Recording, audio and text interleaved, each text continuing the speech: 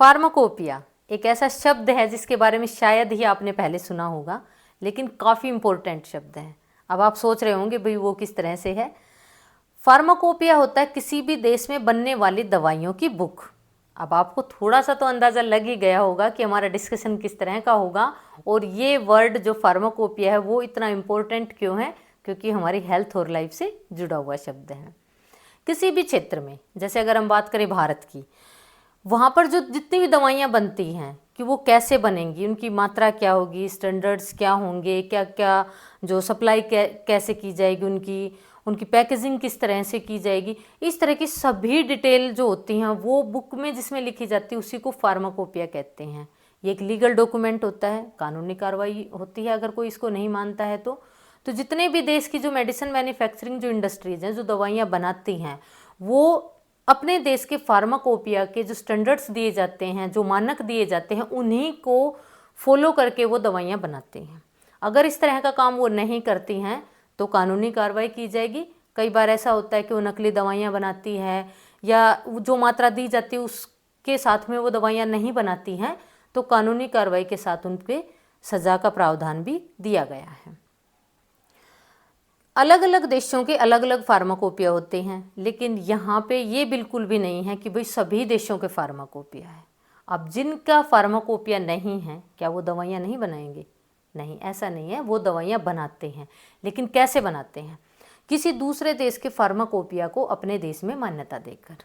जैसे अफगानिस्तान पहला देश बना जिसने भारतीय फार्माकोपिया को अपने देश में मान्यता दी, यानी कि जो भी वहाँ पर जो दवाइयाँ बनेंगी वो इंडियन फार्माकोपिया के तहत बनेंगी। आज की वीडियो में हम बात करेंगे जिसमें हमारा डिस्कशन होगा कि भारत में फार्माकोपिया की शुरुआत कब हुई, किसके दिमाग में आया कि भाई फार्माकोपिया लिखा जाए, और इसकी विकास कैसे हुआ, टाइम टू टाइम इसमें क्या क्या बदलाव आए, इन सभी के बारे में हम डिटेल से जानेंगे। इसलिए वीडियो को एंड तक देखें ताकि आपको अच्छे से समझ आए। बात करते हैं हम शुरुआत की कि भारत में शुरुआत कहाँ से हुई, कि फार्माकोपिया की जड़ें कहाँ से मिलती हैं। तो फार्माकोपिया की उत्पत्ति का जहाँ तक भी सवाल है तो हमें सबसे पहले सनातन धर्म के अनुसार जो पहले प्रमाण मिलते हैं वो पहले वैद्य जो हुए, वैद्य धन्वंतरी, जिनका संबंध देवताओं से बताया गया और समुद्र मंथन से जिनकी उत्पत्ति बताई जाती है, वहाँ से भारत में पहली बार की औषधियों का भाई कैसे यूज़ किया जाएगा, कोई भी अगर रोगी है उसको कैसे ठीक किया जाएगा, वहाँ से प्रमाण मिलते हैं। उससे थोड़ा हम और आगे आते हैं तो आज से 2500 साल पहले जो चरक संहिता लिखी गई, सुश्रुत संहिता लिखी गई, जिसमें शल्य चिकित्सा के बारे में बताया गया है, वो दोनों भी किसको, वैद्य धन्वंतरी से ही प्रेरित होकर मानी जाती हैं। लेकिन यहाँ तक हम श्योर नहीं हैं बिल्कुल भी कि कोई लिखित प्रमाण यहाँ पर नहीं मिला कि भाई कैसे दवाइयाँ बनेंगी। जैसे हमने बात की ना कि फार्माकोपिया तो एक बुक है जिसमें सारी डिटेल दी जाती हैं, लेकिन यहाँ पर डिटेल कुछ भी नहीं मिलती है। ऐसे नहीं बताया गया कि क्या मात्रा होगी, क्या स्टैंडर्ड्स होंगे। इस तरह के जो पहले लिखित प्रमाण मिले वो हमें मिलते हैं अथर्ववेद में। ये हमने बात की एंशिएंट टाइम पीरियड की। अब जैसे हिस्ट्री को 3 पार्ट में डिवाइड किया गया समझने के लिए, ऐसे ही मैंने भी फार्माकोपिया को समझाने के लिए 3 पार्ट में डिवाइड किया कि एक एंशिएंट टाइम पीरियड, एक मेडाइवल टाइम पीरियड और एक मॉडर्न टाइम पीरियड। तो उसके बाद हम चलते हैं जो हमारा आता है मेडाइवल टाइम पीरियड, कि जिसमें भाई एंशिएंट टाइम के बाद में जो प्रमाण देखने को मिलते हैं वो कहाँ से मिलते हैं। तो पहली बार 1563 में बुक की फॉर्म में पहला फार्माकोपिया लिखा गया भारत का। जो किसने लिखा? जो भारत की भूमि पर ही लिखा गया, और लिखा था पुर्तगाली फिजिशियन गार्सिया दा ओर्टा ने। लेकिन ये नॉन ऑफिशियल डॉक्यूमेंट था, यानी कि ऑफिशियली हम इसको नहीं बता सकते। लिखा पहले गया था, भारत की धरती पर ही लिखा गया था, लेकिन नॉन ऑफिशियल डॉक्यूमेंट है। बाद में DVS रेड्डी ने इसको फार्माकोपिया इंडिका नाम भी दिया। अब हम थोड़ा सा और आगे आते हैं, जिसमें आते हैं जो अंग्रेजों का शासन आ गया भारत में, तो उनके टाइम पीरियड पर भारत में फार्माकोपिया ने क्या क्या अपने रंग रूप में बदलाव लाया, उसके बारे में हम थोड़ा सा जानेंगे। अब जब अंग्रेज भारत में आए तो वो तो क्या मानते थे, वी आर द बेस्ट, कि भाई हम ही हैं सब कुछ। तो वो जब आए ना भारत में तो वो अपने साथ भाई अब यहाँ रहेंगे तो बीमार भी होंगे, तो इसलिए वो दवाइयाँ भी साथ में लेके आए।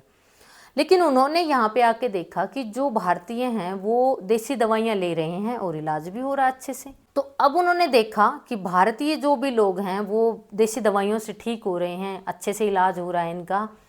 तो उन्होंने एक बात सोची कि क्यों ना जो भारतीय जो देसी दवाइयाँ हैं उनका फॉर्मूला हम ले लें। जो वैद्य जो दवाइयाँ बना रहे हैं कूट पीट के बना के जो दे देते हैं अपने रोगी को और वो ठीक हो जाते हैं, तो अगर वो फॉर्मूला हमें मिल जाए तो हम भी जो भारत में, अब वो तो थे क्या कि रॉ मटेरियल भारत से लेना, उनको बना के और भारत में ही चिपका देना महंगे दाम पर। तो वही सेम उन्होंने यहाँ पर भी किया कि वो चाहते थे कि भारत की जितनी भी आयुर्वेदिक जो दवाइयाँ हैं उनके फॉर्मूलाज हमें मिल जाएं ताकि हम उनको अपने ब्रिटिश फार्माकोपिया के तहत बनाकर सप्लाई कर दें। इसी बात को ध्यान में रखते हुए ईस्ट इंडिया कंपनी की जो फार्मा समिति थी उसने 1833 में पहली बार भारत के ये सिफारिश की कि भारत का जो फार्माकोपिया है उसको पब्लिश किया जाए, कि उसको लिखा जाए और भारत में पता चले कि क्या क्या फॉर्मूला ये यूज करते हैं।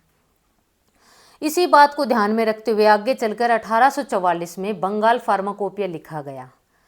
अब जो अंग्रेज थे उनके पास एलोपैथी दवाई थी, अब वो क्या चाह रहे थे कि भारत में एक्सपेरिमेंट कैसे किया जाए, भैया अब ये तो लेंगे नहीं, अब इनके तो इलाज हो रहा है ना आयुर्वेदिक दवाइयों से।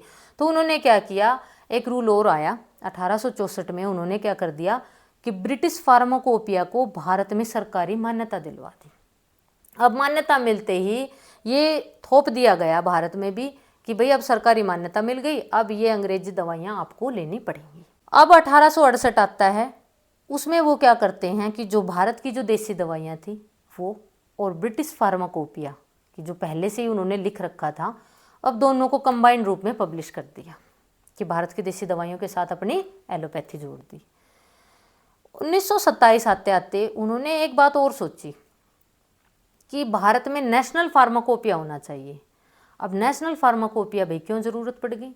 अब नेशनल फार्माकोपिया होता है कि किसी भी देश, यानी कि कोई भी देश है उस पर एक ऐसे, जैसे नेशनल फार्माकोपिया होगा तो वो एक छत हो गई, अब जो भी काम करेंगे उसके नीचे करेंगे।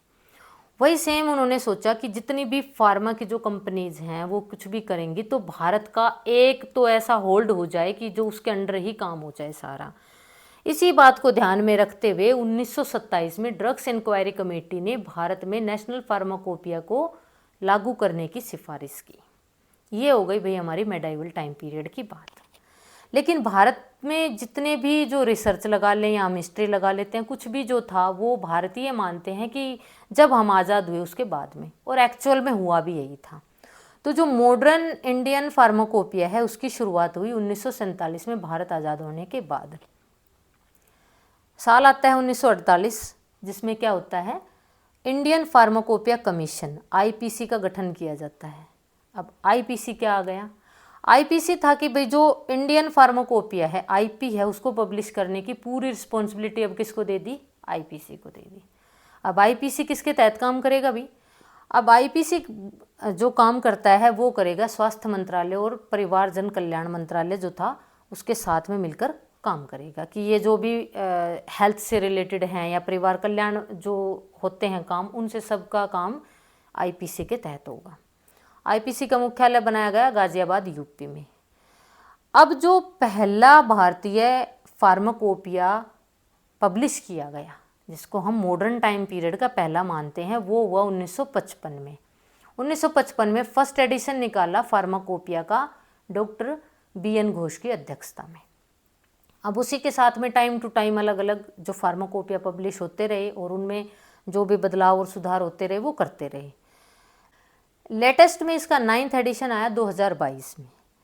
और आज के टाइम पीरियड में आप देख रहे हैं भारत की स्थिति मेडिकल साइंस में कितनी डेवलप कर चुकी है। अब भारत खुद ही जो अपनी दवाइयाँ भी बनाता है। अब जैसे आपने, जब भी हम बीमार होते हैं, आपने भी ध्यान से देखा होगा कि जब हम दवाइयाँ लेते हैं, मेडिकल स्टोर से लेते हैं या डॉक्टर हमें देता है, तो उन पर लेबलिंग की जाती है आईपी। अब ये आईपी क्या है? वही है इंडियन फार्माकोपिया, कि भाई जो आप टैबलेट ले रहे हो ये इंडियन फार्माकोपिया के तहत बनाई गई है। अब हमने स्टार्टिंग में भी बात की थी कि भाई लीगल डॉक्यूमेंट है, कानूनी कार्रवाई भी होती है इसके साथ में। तो अगर कोई नहीं मानता तो पहले से रूल बना 1940-45 में ड्रग्स एंड कॉस्मेटिक्स एक्ट 1940 और 45 के अकॉर्डिंग बताया गया कि अगर कोई भी कंपनी या कोई भी फार्मा जो है वो दवाइयाँ बना रही है और किसी भी देश का जो फार्माकोपिया है अगर वो उसको नहीं मानती हैं तो उन पर कानूनी कार्रवाई की जाएगी, उनको सज़ा तक दी जाएगी। आज के टाइम पीरियड में भी अगर ऐसा कोई कर रहा है, कोई नकली दवाइयाँ बना रहा है या नकली दवाइयाँ सप्लाई करता है जो आईपी के तहत काम नहीं करती हैं, जो भी मेडिसिन मैन्युफैक्चरिंग इंडस्ट्रीज़, तो उन पर भी ड्रग्स एंड कॉस्मेटिक्स एक्ट 2023 के अकॉर्डिंग उन पर भी कानूनी कार्रवाई की जाती है। ये प्रावधान बिल्कुल दिया गया है भारत में। अब बात एक और आती है दिमाग में कि आजकल जो हम देख रहे हैं भाई एलोपैथी दवाइयाँ भी हैं, आयुर्वेदिक भी हैं, तो क्या उनका सबका एक ही फार्माकोपिया होता है? नहीं, आयुर्वेदिक दवाइयों का अलग फार्माकोपिया है और एलोपैथी का अलग होता है। तो आज की वीडियो में हमने बात की कि भाई भारत में शुरुआत कैसे हुई, कैसे इसका विकास हुआ, आज तक यहाँ पर कैसे इसमें टाइम टू टाइम बदलाव किए गए और क्या क्या इसमें सुधार आए। टिल प्रेजेंट में अगर हम देखें तो भारत की स्थिति को आप सभी अच्छे से जानते हैं, वो बताने की ज़रूरत नहीं है कि मेडिकल साइंस में भारत कितनी उन्नति कर रहा है। बात करें हम सितंबर 2022 की, तो उसमें इंडियन फार्माकोपिया कमीशन आईपीसी को पीडीजी फार्माकोपिकल डिस्कशन ग्रुप का स्थायी सदस्य बना दिया गया है। अब स्थायी सदस्य बनना भारत के लिए गर्व की बात है, क्योंकि डिस्कशन ग्रुप क्या है, वो जितने भी फार्माकोपिया के जितने भी डिस्कशन होते हैं उनका होता है और भारत को उसमें स्थायी सदस्यता की मान्यता मिली है। तो उसका मतलब है कि भारत जो अलग देश हैं जो डेवलप्ड हैं अच्छे से, उनकी जो मेडिकल साइंस है उनको टक्कर दे रहा है और भारत में भी आज काफ़ी ज़्यादा इम्प्रूवमेंट देखने को भी मिलते हैं। ऐसी बहुत सी गंभीर बीमारियां हैं जिनका इलाज भारत में ही संभव है और बहुत से देश ऐसे हैं विदेशों से भी यहाँ पर आते हैं, अपना इलाज करवाते हैं भारत में आकर, क्योंकि वो भारत की जो मेडिकल साइंस है उस पर ज़्यादा बिलीव करते हैं। तो आज की वीडियो में इतना ही। आई होप आपको वीडियो अच्छी लगी होगी, आपके लिए इन्फॉर्मेटिव भी रही होगी। तो अगर वीडियो अच्छी लगी तो लाइक करें, शेयर करें एंड सब्सक्राइब करें मेरे चैनल को। Thank you so much and have a nice day. नमस्कार सभी को।